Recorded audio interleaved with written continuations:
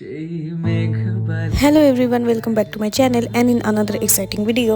So guys, তোমরা কেমন আছো? আশা করছি ভালো আছো এবং সুস্থ আছো। আমিও ভালো আছি। তোমরা তো বুঝতেই পেরেছো যে এই ভিডিওটা আমি কবে শুট করেছি এবং এই ভিডিওটা আমি কবে পোস্ট করছি। প্রচন্ড ল্যাটখর মেয়ে আমি একটা। ব্লগটা শুট করা হয়েছিল সরস্বতী পূজায় এবং আমি এটা পোস্ট করছি আজকে। সরস্বতী পুজো পেরিয়ে গেছে, প্রায় 2-3 মাস হতে চলেছে। তার মিডিলে কিন্তু হোলিও চলে এসেছিল, বাট আমি ব্লগ শুট করতে পারিনি। তারপরে আমার বার্থডে এসেছিল, তখন আমি ব্লগ শুট করতে পারিনি।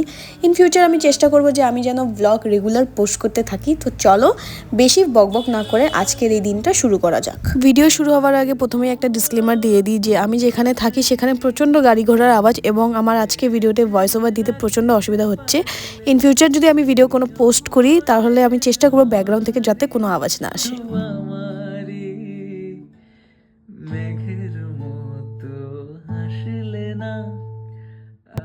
সো গাইজ, ঘুম থেকে উঠেই কিন্তু ফ্রেশ হয়ে নিয়েছিলাম, তোমরা তো দেখতেই পাচ্ছিলা, এবং চাও খেয়ে নিয়েছিলাম। চাটা খেয়ে আমি বান্ধবীর সাথে চলে যাচ্ছিলাম পূজার কিছু জিনিসপত্র কিনতে। তোমরা তো জানোই যে আমি আগের দিন রাত্রেবেলায় সায়নের সাথে চলে গেছিলাম পুজোর উপলক্ষে জিনিসপত্র কিনতে এবং সেটারও একটা ভিডিও বানিয়েছিলাম আমি আশা করছি যে তোমরা ওই ভিডিওটা দেখেছো, আর যদি না দেখে থাকো তো অবশ্যই গিয়ে কিন্তু ভিডিওটা একবার হলেও দেখে এসো।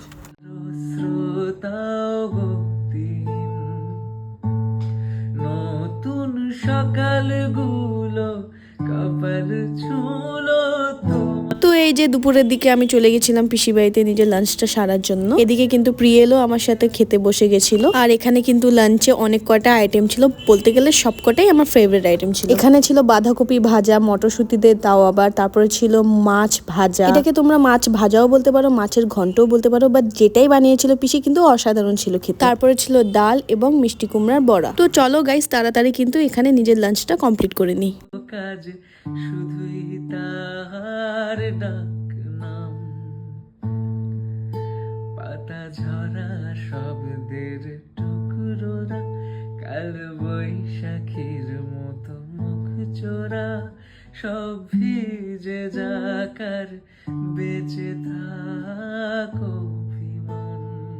সো গাইস, আমার কিন্তু এখানে খাওয়া দাওয়া কমপ্লিট হয়ে গেছে, আর পিসি আমাকে বলছিল যে একটুখানি তরকারি দিচ্ছি আর যাই আপুদের বাড়িতে দিয়ে আসতে, তো সেটাই করছিলাম। এখানে না আমার লিটারালি ভয় করছিল, এক হাতে তরকারি নিয়ে এক হাতে ক্যামেরা নিয়ে যে ভিডিও করছিলাম, আমার মারাত্মক ভয় লাগছিল। কিছু করার নাই গাইস, তোমাদের জন্য তো ভিডিও করতেই হবে। তো চলো, কথা বলতে বলতে কিন্তু আমরা এখানে পৌঁছে গেছি, আর এখানে কিন্তু আরাফ অনেকটাই খুশি ছিল আমাকে দেখে।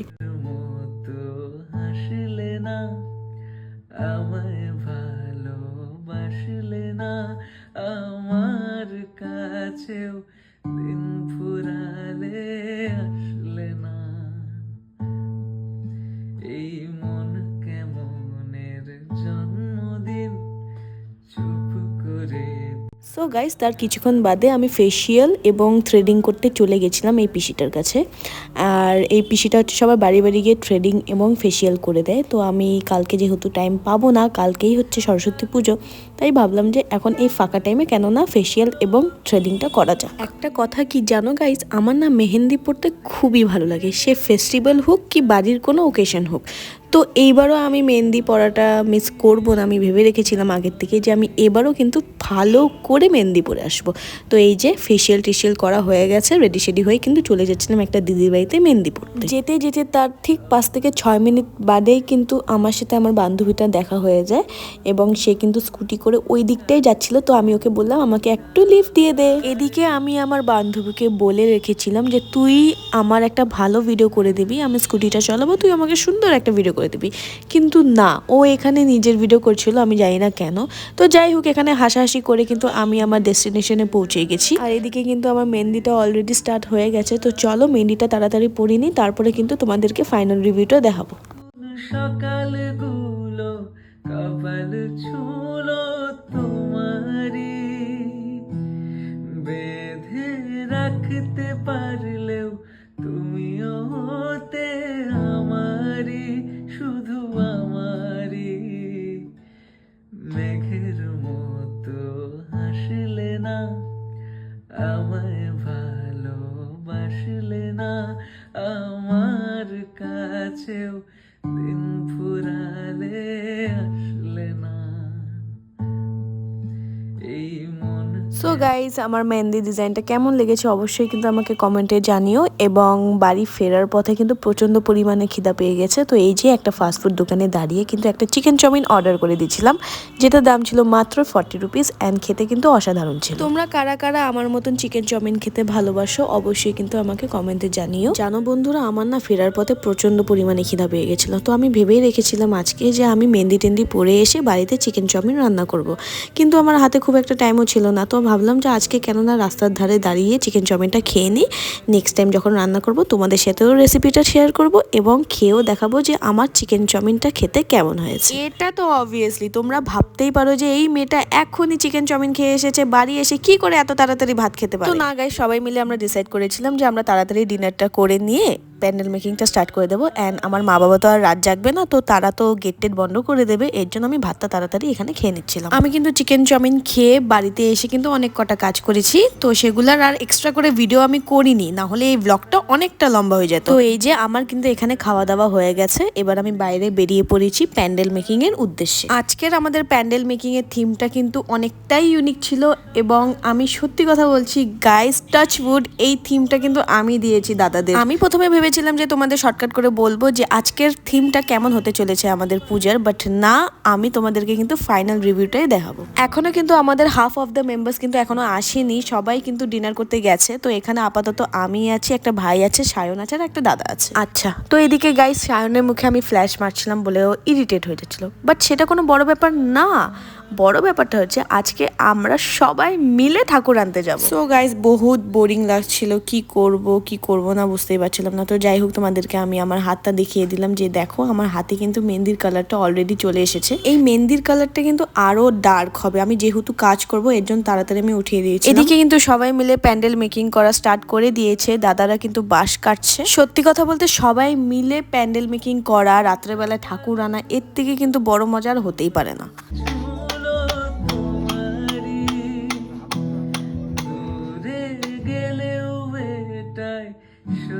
সো ফাইনালি গাইস, সবাই মিলে কিন্তু এখন ঠাকুর আনতে যাচ্ছি। আমরা মেম্বার্সরা কিন্তু 5-6 জনের মতন ছিল, আর আমরা সবাই মিলে কিন্তু একসাথে ঠাকুর আনতে যাচ্ছি কাঞ্চনজঙ্ঘা স্টেডিয়ামের সামনে। তখন কিন্তু রাত প্রায় 12টা বেজে গেছিল। অ্যান্ড তোমরা বিশ্বাস করবে না গাইস, কাঞ্চনজঙ্ঘা স্টেডিয়ামের সামনে এতটা ভিড় ছিল, দেখে মনে হচ্ছিল সন্ধ্যা 7-8টা বাজে। আর তোমরা ভাবছো আমি এখানে কেন দৌড়াচ্ছি, আসলে আমি আমার গ্রুপ মেম্বার্সদের থেকে আলাদা হয়ে গেছিলাম। তারপরে ওদের দেখতে পেয়ে কিন্তু আমি ওদের কাছে ছুটে গেলাম।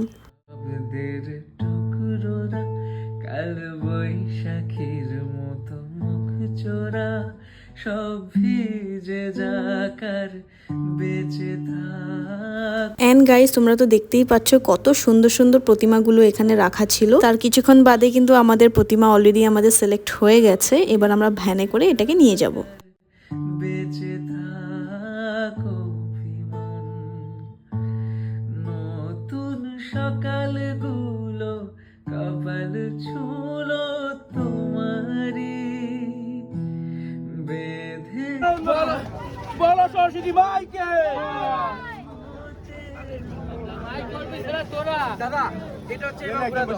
তারপর তো এরা সবাই মিলে ডিসাইড করছিল যে ঠাকুরটাকে ভ্যানে করে ধরে কে নিয়ে যাবে। তো চলো এরা ডিসাইড করতে থাকুক, আমি তোমাদের দশকর্মা ভান্ডারে নিয়ে যাই। এখান থেকে না ঠাকুরের মালা, গলার, কানের, নাকের এসব কিনে নিয়ে যাব। এখানে আমি, একটা দিদি, একটা ভাই এসেছি দশকর্মা ভান্ডারে কিছু জিনিস কিনতে। কিছুজন গেছে বড় ঠাকুরটাকে নিয়ে বাড়ির সামনে, আর কিছুজন অঞ্জলি দেওয়ার জন্য ছোট্ট একটা প্রতিমা কিনছে। তো চলো গাইস, দশকর্মা ভান্ডার কিনে নিয়ে কিন্তু এখন বাড়ির দিকে যাওয়া যাক। বাড়ি ফিরে দেখি যে অলরেডি কিন্তু প্যান্ডেল মেকিং স্টার্ট হয়ে গেছে। কারোর চোখে কোনো ঘুম নেই, প্রায় 1টার মতন বেজে গেছিল। আমিও আর কিছুক্ষণ থেকে কিন্তু বাড়িতে চলে যাব রেস্ট করার জন্য। সকালবেলায় তাড়াতাড়ি উঠতে হবে, অঞ্জলিও তো দেবো না আমি।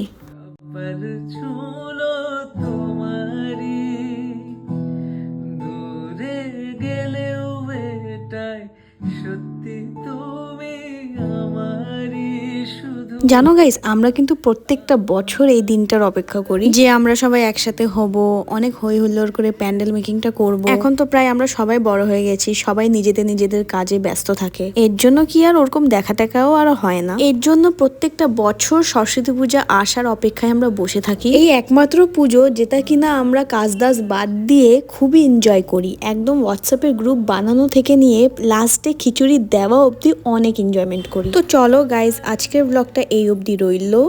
ভ্লগ যদি ভালো লেগে থাকে অবশ্যই একটা কমেন্ট আর লাইক করে দিও। দেখা হচ্ছে তোমাদের সাথে নেক্সট পার্টে। সরস্বতী পুজো কিন্তু পরের দিন, আর সেটা নিয়েও কিন্তু আমি একটা ভিডিও বানিয়েছি, যেটা আমি কিছুদিন পর ছাড়তে চলেছি। তো চলো আজকের জন্য এই অবধি, দেখা হচ্ছে পরের পার্টে। টাটা।